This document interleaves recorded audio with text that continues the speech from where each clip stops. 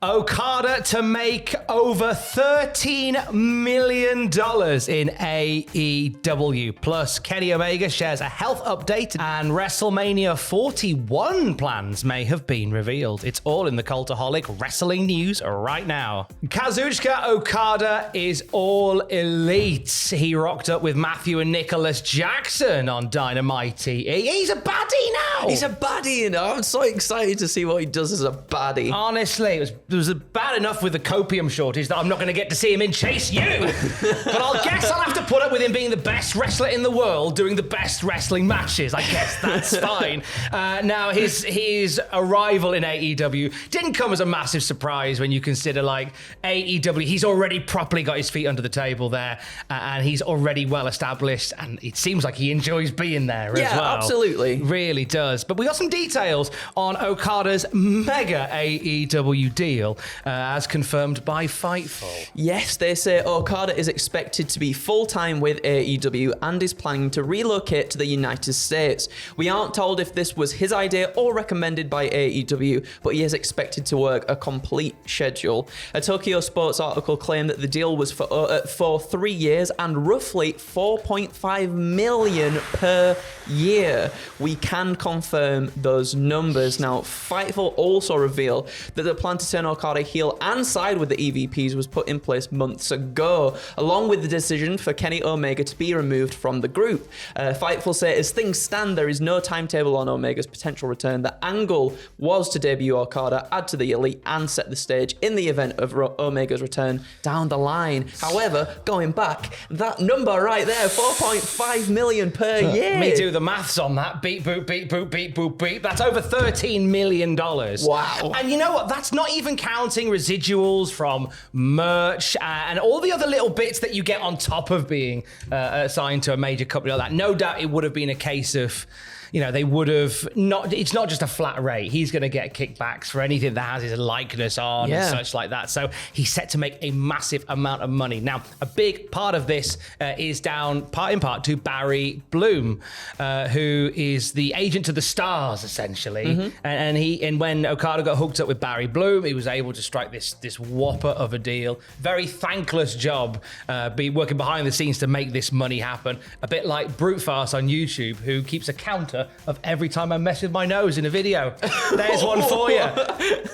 There's one for you. But where are WWE in all of this? Because there was a lot of conversation about WWE making Okada the offer for a WrestleMania moment. Mm-hmm. Well, Fightful goes on to say that WWE claims there were no talks between the two sides, though we can confirm with WWE sources that Okada had reached out to WWE talent whilst weighing up his next move and had considered the possibility of going to WWE. At one point, we'd even heard he showed renewed interest in possibly going back in January. Wow. So we nearly had Okada in Chase U. Curse it. Curse you, Tony. But he's very much where he needs to be in AEW. Kenny Omega hoofed from the Elite just before Okada was added to it. And Omega's getting into the Twitch game. And last night on his first stream, he gave us an update on how he's getting on. Yeah, so Omega was on a Twitch stream with Alex Jabali yesterday and offered an update on his current condition. He said, it's been really touch and go, and I was feeling great for, I would say, like a week or two. Then I ran into a little bit of a roadblock and I had to get some emergency treatment again. So I'd love to say, hey guys, I'm on track to coming back next week, next month, or in half a year. I don't have that confidence this time. I don't want to talk out of my ass too much and just say, yeah, for sure, I'm going to be back. I'll be back at a certain day or a certain time because I just don't know. We send our best to Kenny Omega. I think there is a gap where Kenny Omega should be in AEW, without a doubt. Yeah. Somebody who is absolutely the kind of guy that AEW have and will, again, build a company around. But what they've done really masterfully here is by inserting Kenny Omega in that conversation just before Okada turned up, you've given us a little bit of storyline, a little tickle storyline-wise for Okada Omega whenever Omega is ready. Exactly, and that's it, isn't it, really? Like, obviously, We just want Kenny to be healthy, go away for as long as he needs to be gone for, to get back to 100% so he can come in and then do this storyline with Okada. But, hopefully now with the stuff planted with Okada, being part of the Elite, we can lead up to that eventually. We don't need to rush into it or anything like that. We can get there when it feels right and just build to it naturally. Really exciting time at the top of AEW's tree right now. And some great news for an AEW star who is set to make a comeback. He's going to be part of Cinco de Mayo, a show put on by House of Glory on Cinco de Mayo. It's Rey Fenix. Fenix back in the picture. He's had numerous injuries, so he's not been around in AEW since October, I want to say. Mm-hmm. Bless him. As a result of an audible, already Pagged Fenix had to run with the international title for a bit. Yes. Do you remember? You went, I do. I won it by accident, but I'm knackered as well, lads. So they got that belt off him, and he's been taking some time away. This will be Phoenix's first time back in a ring since last October at House of Glory on May the 5th in Jamaica, Queens. And he's been a miss. He's been a miss. Yeah, for sure, he's been a miss. But bless him, he's been through so much as well over the last few years. Fingers crossed that this return is the one where he stays nice and healthy for a very, very long time. Hopefully for past the foreseeable future. Because again, like with some of the other people we've spoken about recently in the news, like Pac as well, they've felt very missed on TV. And to finally have them back, hopefully soon, I think will be just a great thing for AEW at the moment, who just seem to be on the momentum. Absolutely. More on Pac in another video later today. Ooh. Maybe. More. There's a teaser, Rooney. We'll end on some WrestleMania flavoured news. Not for this year's, but we're going to look further ahead. There has been a lot of rumbling about where Mania 41 is going to emanate from. I think we've had a pretty substantial clue dropped, haven't we? Yeah, so some hints as to who will host the next Mania have seemingly been dropped during a Minnesota House of Representatives hearing this week. During said meeting, sports and events grant funding was discussed, during which the announcement of an unnamed event was alluded to. It was said during the meeting that the financial impact of the mystery event would be second only to the Super Bowl, which has furthered the speculation that WrestleMania is coming to Minnesota. Well, it's either WrestleMania or the semi-finals of the Caribou Cup. I can't think of anything else that could possibly be anywhere near that. Maybe a B-52's reunion gig, possibly. Maybe. Who knows? Their tin refrosted ages ago. Minnesota. I mean, there's some really excellent infrastructure built into Minnesota that could host Mania 41.